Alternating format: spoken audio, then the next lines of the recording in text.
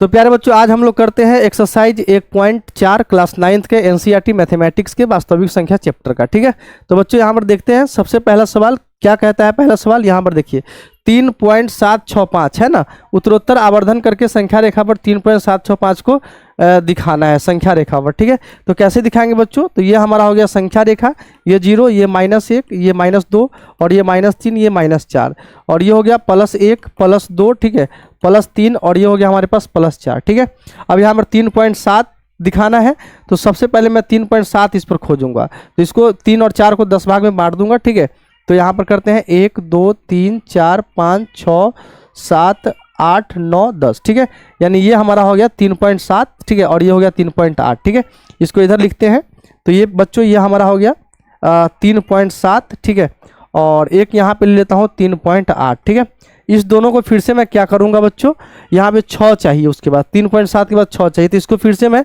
10 भागों में बांटूंगा। तो यहाँ पर 1 2 3 4 5 6 7 8 9 और ये 10 भाग में बट गया। ठीक है, अब यहाँ पर देखिएगा, तो 7 के बाद क्या होगा, 3.7 1 2 3 4 5 6। ठीक है, तो ये हमारा हो गया 3.76। ठीक है, ये पॉइंट हो गया 3.76।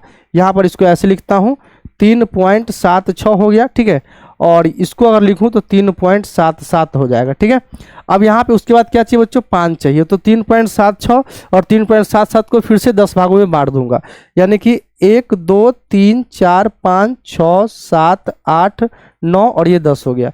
यानी कि हमें क्या चाहिए, 3.765 चाहिए, तो 761 762 703 704 765। ठीक है, यानी ये वाला बिंदु जो है बच्चों, ये वाला बिंदु जो है 3.765 होगा। ठीक है, तो ये हमारा संख्या रेखा पर इस तरह से बच्चों दिखाते हैं।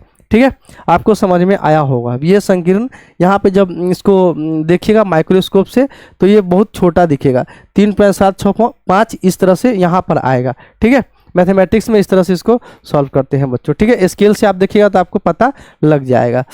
अगला सवाल देखते हैं, जैसे यहाँ पर है 4.26। ठीक है, 4 दशमलव स्थानों तक संख्या रेखा पर 4.26 को देखिए, 4 दशमलव स्थानों तक संख्या रेखा पर 4.26 को दिखाना है बच्चों। ठीक है, तो यानी कि 4.26 हमको दिखाना है, तो कैसे इसको आप दिखा सकते हैं प्यारे बच्चों, तो सबसे पहले यहाँ पे संख्या रेखा बनाते हैं, तो ये हो गया 0 1 2 3 4। ठीक है, और ये हो गया हमारे पास 5। सबसे पहले तो 4.2 खोजिए, तो 4.2 कौन सा होगा बच्चों, 4.2 कौन सा होगा बताइएगा।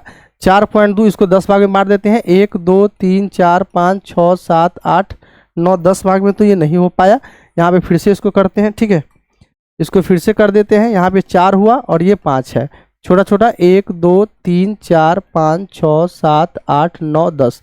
अब यहाँ पे 4.2, तो बच्चों ये हो गया हमारे पास 4.2, इसको यहाँ पे बनाता हूँ, ये हमारे पास आ गया 4.2। ठीक है, और इधर ले लेता हूँ 4.3। 4.2 और 4.3 को फिर से 10 भाग में बांट दूंगा, यानी कि 1 2 3 4 5, सॉरी यहाँ पर इस तरह से करना पड़ेगा।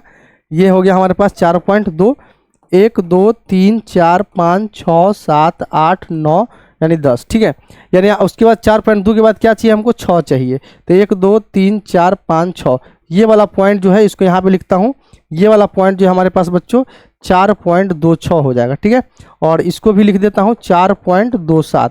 उसके बाद क्या चाहिए, उसके बाद फिर से 2 चाहिए, तो 4.262, यानी इसको फिर से 10 भाग में बांटिए, 1 2 3 4 5 6 7 8 9 10। ठीक है, यानी 4.262 चाहिए, तो 1 और 2 ये वाला पॉइंट हो जाएगा हमारे पास, यानी कि ये वाला पॉइंट जो है बच्चों 4.262 हुआ, और इसको लिख देता हूँ 4.263। ठीक है, उसके बाद क्या चाहिए बच्चों, 4.262 के बाद फिर से 6 चाहिए, तो इसको भी फिर से 10 भाग में बांटिए, 1 2 3 4 5 6 7 8 9 और ये 10 हो गया, यानी कि हमें 4.262 चाहिए, 26 चाहिए, 1 2 3 4 5 6, यानी ये वाला पॉइंट जो है प्यारे बच्चों, ये वाला पॉइंट जो हमारा फाइनल आंसर होगा ये वाला।